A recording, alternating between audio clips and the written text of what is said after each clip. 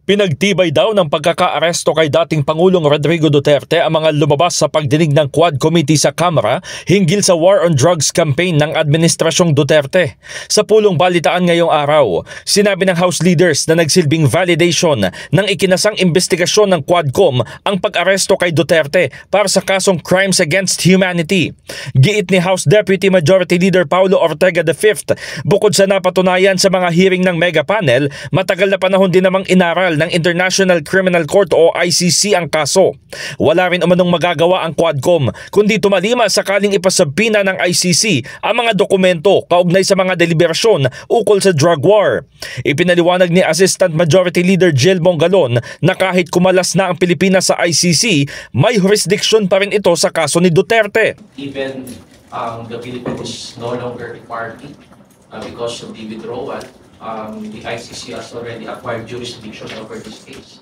And as mentioned, the testimonies of the witnesses who appeared before this committee investigations are publicly available.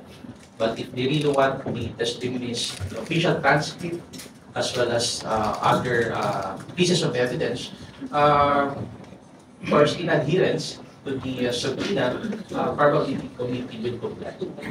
Naniniwala rin si Bongalon na maaaring may maitulong pa ang paglilitis kay Duterte sa ICC sa kaso ng kanyang anak na si Vice President Sara Duterte kaugnay sa impeachment nito.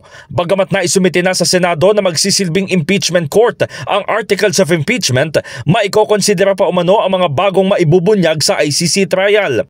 Definitely can be used against the impeachment complaint. But probably, if we can remember that the articles of impeachment was already filed before the Senate, and it's voluminous, and all the pieces of evidence were already attached to them.